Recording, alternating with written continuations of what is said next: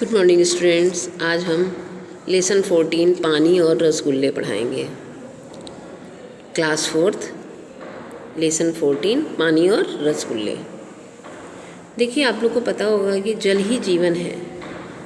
जल अगर हम ग्रहण नहीं करते हैं तो हमारे शरीर में क्या होती है, पानी की कमी हो जाती है। जल हमें नष्ट नहीं करना चाहिए, जल व्यर्थ गंवाना भी नहीं चाहिए। देखिए, इसमें कविता लिखा है नीचे, एक बार इसे हम पढ़ते हैं पहले। जल ही जीवन का आधार, जल है जीवन का आधार, प्रकृति का पावन उपहार, सभी प्राणी जल ही पीते हैं, जल पर ही जिंदा रहते हैं। खर्च करो जितना हो काम, बात हमारी लो यह मान, वर्षा का जल बह न जाए, जल संरक्षण यह रह न जाए। जल को कभी न व्यर्थ बहाना, वरना होगा फिर पछताना। देखिए, ये सही बात कही गई है कि व्यर्थ जल को नहीं गंवाना चाहिए और हमें जल का संरक्षण करना चाहिए। देखिए, ये नाटक है, एकांकी है और किसकी लिखी हुई है ये हम बता देते हैं आपको। यह एकांकी जो है रमेश भाई की लिखी हुई है और बहुत अच्छा लिखा है। इसमें 4 पात्र हैं। कौन कौन से? मुन्नू, विमला, भैया, भाभी, यही 4 लोग हैं। अब हम स्टार्ट करते हैं। एक मध्यम वर्गीय परिवार के खाने का कमरा है जिसमें एक घड़ी रखी हुई है जो 5:45 बजा रही है। मेज पर दूध रखा है। छोटा मुन्नू अपनी भाभी के पास बैठा है। मुन्नू, भाभी 5:45 बज गए, आज अभी तक भैया नहीं आए। मैंने आज रसगुल्ले मंगवाए हैं। भाभी, वे रसगुल्ले लाएंगे तो कहीं भाग थोड़े जाएंगे, खेल कर खा लेना। मुन्नू, नहीं भाभी, मैं तो ताज़े रसगुल्ले खाऊंगा। भैया प्रवेश करते हुए, ताज़े ही नहीं बल्कि ठंडे ही हैं, खूब रसगुल्ले खाओ। मुन्नू, बड़े अच्छे हैं मेरे भैया। मुन्नू खड़ा होकर कूद कूद कर गाते हुए, बड़े भले हैं मेरे भैया, बल्ले बल्ले, खूब मुझे खिलाते हैं रसगुल्ले, बल्ले बल्ले। भाभी, अरे मुन्नू, जा हाथ धोकर जल्दी आ। मुन्नू, अभी आया हाथ धोकर। मुन्नू हाथ धोकर नल को खुला छोड़ देता है। भैया अखबार मेज पर रखते हुए, मुन्नू तुम नल बंद करके नहीं आए। मुन्नू, ओह मैं भूल गया। भैया, तो फिर जाओ नल बंद करके आओ। भाभी, अरे नल भी बंद हो जाएगा, बेचारे को रसगुल्ले तो खा लेने दीजिए। कब से बैठा है रसगुल्लों की प्रतीक्षा में।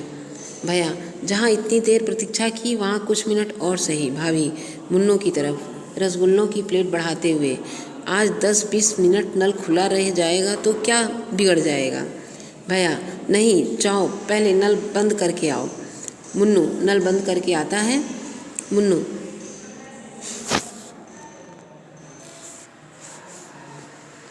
रसगुल्ले को चम्मच से काटते हुए, भैया आप भी ना, पानी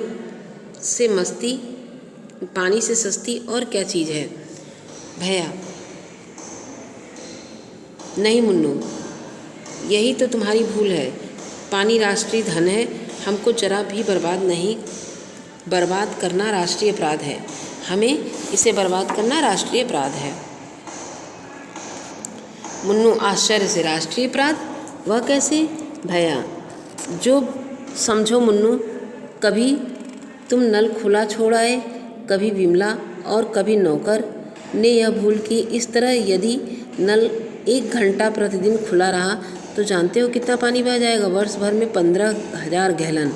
मुन्नू, यह तो बहुत हुआ। भैया, क्यों भैया, इस पानी के कितने रुपए देने पड़ेंगे। भैया, 5 रुपये प्रति 1000 गैलन के हिसाब से, पूरे 75 रुपये। मुन्नू हिसाब लगाकर, यानी कि 15 रसगुल्ले बह गए। नहीं भैया, यह नहीं हो सकता, मैं 15 रसगुल्ले कभी नहीं बहने दूंगा। मैं आगे से हमेशा नल बंद किया करूँगा। विमला, पर हम जितना पानी बहाते हैं उनका तो हम पैसा दे ही देते हैं। यह फिर राष्ट्रीय अपराध कैसे हुआ? भैया, हर वह चीज़ राष्ट्रीय धन है जिसके कम या अधिक होने से आर्थिक स्थिति पर प्रभाव पड़ता है। आर्थिक स्थिति पर प्रभाव पड़ता है। क्या तुम बता सकते हो कि नलों में पानी कहाँ से आता है? मुन्नू, हमारे यहाँ तो जमुना से आता है। भैया, जमुना नदी से पानी हमारे आप नलों में नहीं चला जाता। बिजली की मशीनों द्वारा यमुना से पानी नलों में चढ़ाया जाता है और 15,000 गैलन पानी को नलों में चढ़ाने के लिए 10 यूनिट बिजली खर्च होती है। इससे 600 प्याले चाय का पानी गर्म हो सकता है, या तुम 480 कपड़े पर इस्त्री कर सकती हो। विमला, यह तो बड़ी भारी हानि होती है।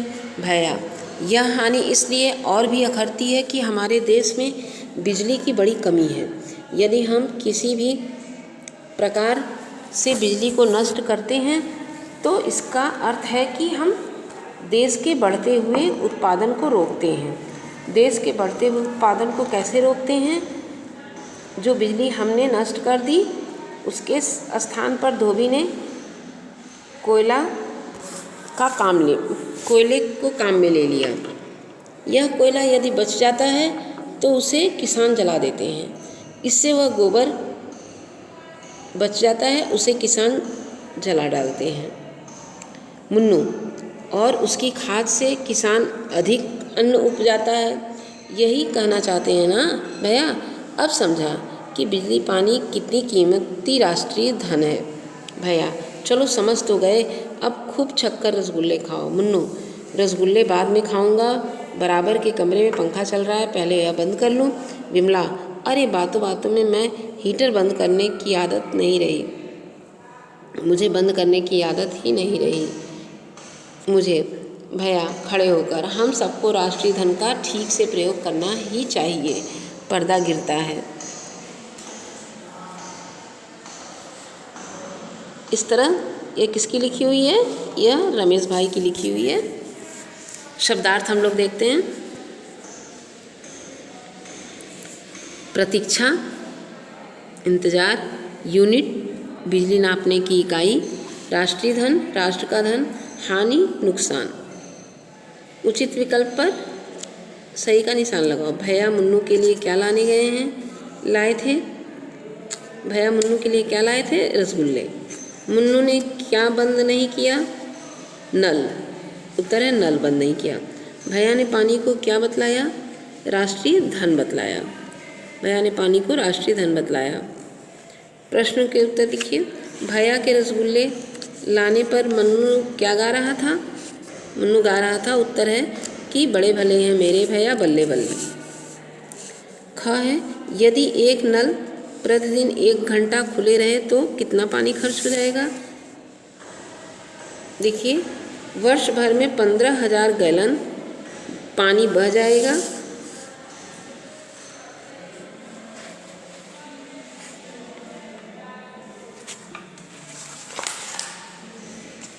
वर्ष भर में 15,000 गैलन पानी बह जाएगा।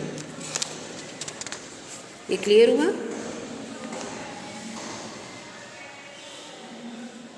एक घंटा, यदि नल 1 घंटा प्रतिदिन 1 घंटा खुला रहा तो वर्ष भर में 15,000 गैलन पानी बह जाएगा। अब देखिए तीसरा है, भैया कैसे रसगुल्ले लाए थे? भैया ताज़े और ठंडे ठंडे रसगुल्ले लाए थे। बिजली की हानि अधिक क्यों अखरती है? क्योंकि हमारे देश में बिजली की कमी है। लिखित है, भैया ने पानी बर्बाद करने में राष्ट्रीय अपराध क्यों कहा? भैया ने पानी बर्बाद करने को राष्ट्रीय अपराध क्यों कहा? उत्तर है क्योंकि पानी हमारा राष्ट्रीय धन है, इसके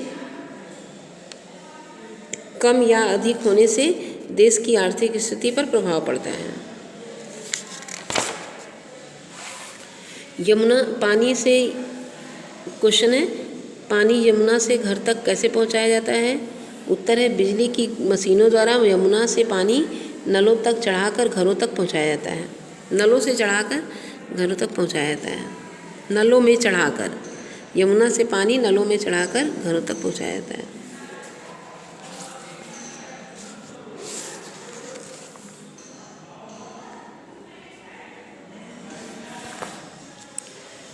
फिर है ग देखिए 10 यूनिट बिजली से क्या क्या काम हो सकता है? 10 यूनिट बिजली से, उत्तर देखिए 10 यूनिट बिजली से 600 प्याले पानी का, चाय का पानी गर्म हो सकता है, या फिर 480 कपड़े में इस्त्री हो सकती है।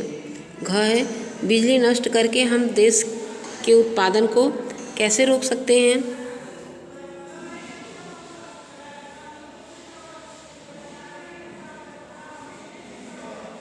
उत्तर है जो बिजली हमने नष्ट कर दी उसकी जगह धोबी ने कोयले का प्रयोग किया, यदि तो यह कोयला बचता तो किसान गोबर का प्रयोग न करता, उसे खेतों में डालकर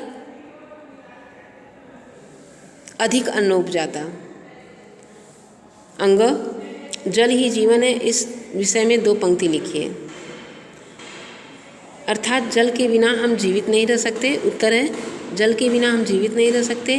पीने के अतिरिक्त हम खाना बनाने और कपड़ा धोने आदि का काम ही जल के उपयोग से ही हम करते हैं। जल के बिना जीवन नहीं संभव है।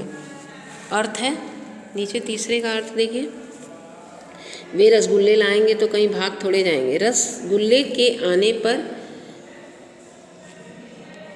इसका अर्थ है कि रसगुल्ले के आने पर वह उनके लिए सुरक्षित रहेंगे।